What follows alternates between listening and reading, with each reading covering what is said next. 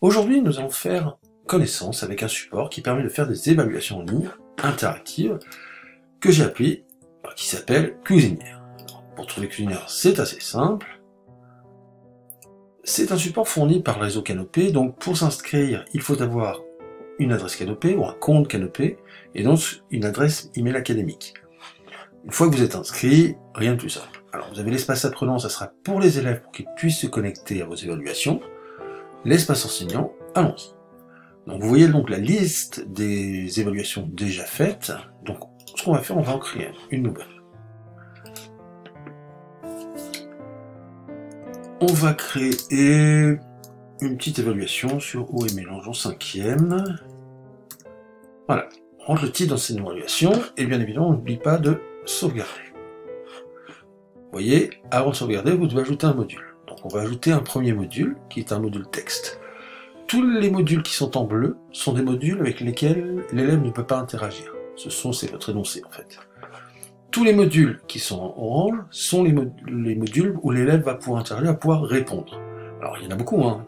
Si j'ai un texte, enregistrer, mettre une image, faire un dessin, mettre un texte à trous, coller un QCM, faire un QCM ou associer. Donc là, moi je vais rentrer exercice 1, et comme je suis un petit peu paranoïaque, j'enregistre tout de suite. On va commencer par un texte à trous. Alors texte à trous, comment ça fonctionne? J'ai préalablement copié un texte que je voulais coller. Donc vous voyez, j'ai collé un texte lorsqu'on chauffe de l'eau et qu'à la température de 100 degrés Celsius, on observe des bulles se former dans le liquide d'ébullition. Maintenant, ce que je veux, c'est que l'élève en fait puisse compléter ce texte. Donc je vais enlever des mots. On va enlever par exemple ébullition, vapeur, vaporisation, liquéfaction,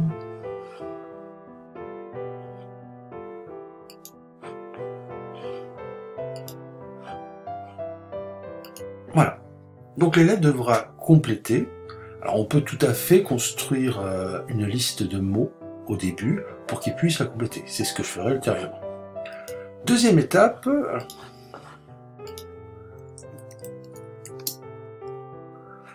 on va faire un dessin.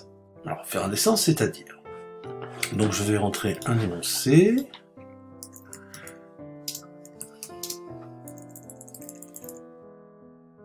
et un dessin interactif, et dans ce dessin, je vais mettre une image. Alors, préalablement, bien évidemment, j'ai mis des images en réserve pour préparer mon évaluation. Et donc je vais demander à l'élève,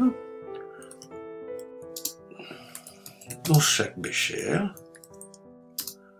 trace le niveau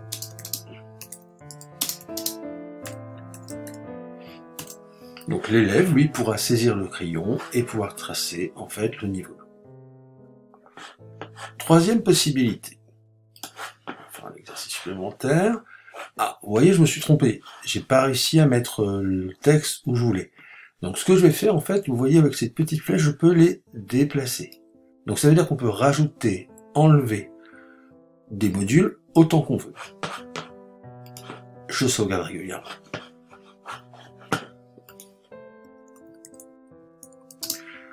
Je rentre mon exercice 3. Et maintenant, ce que je vais faire, je vais rentrer des QCM. Alors, pour rentrer des QCM, il faut essayer de prévoir en amont. On écrit l'énoncé du QCM. Donc,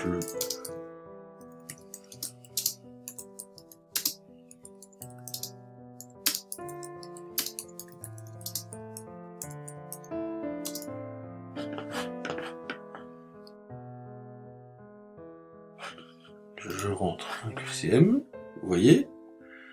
J'ai le choix de rentrer soit du texte, soit des formules mathématiques. Alors, on va mettre...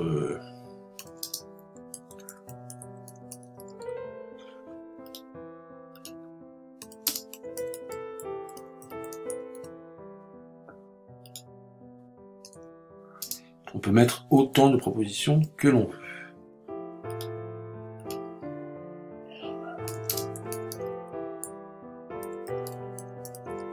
Voilà. Après, je dois réfléchir, est-ce que c'est une question à choix multiple ou est-ce que c'est une question à choix unique? Ici, c'est choix simple. Donc je décoche choix simple et je mets la réponse, qui est ici la fusion.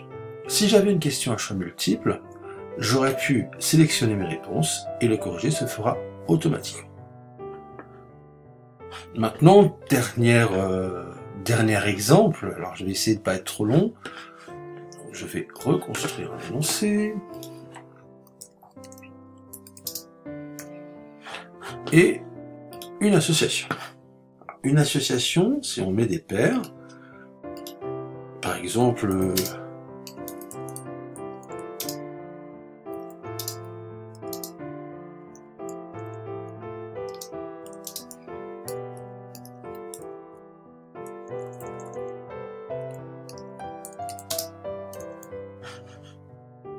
et je mets le correspondant en face.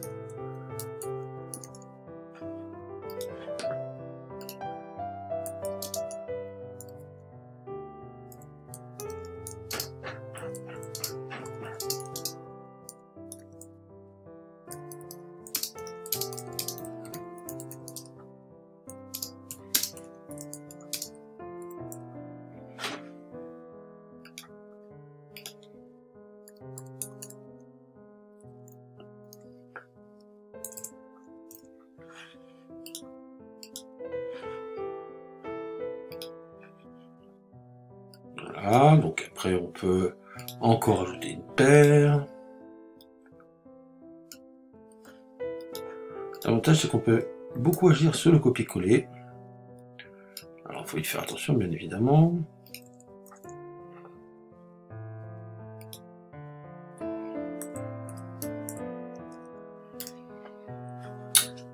Voilà, donc petit exemple de ce que j'ai fait. Alors on peut agir aussi sur la note. Alors vous verrez qu'il y a une note de 0 à 100% qui est donnée par le logiciel, par l'application, mais vous pouvez agir, par exemple, si vous voulez valoriser un exercice, augmenter un exercice, vous pouvez augmenter le coefficient de valorisation. Alors ce que je vais faire, je vais déjà le sauvegarder, et pour avoir la vision élève, je vais retourner sur ma liste d'évaluation et voir ce que verrait un élève. Voilà ce que voit un élève. Donc là, il remplit les mots. Ici, comme je vous l'ai montré, il va pouvoir tracer assez facilement. Ici, il va pouvoir répondre. Et là, on peut faire circuler, en fait, pour que les éléments soient en face.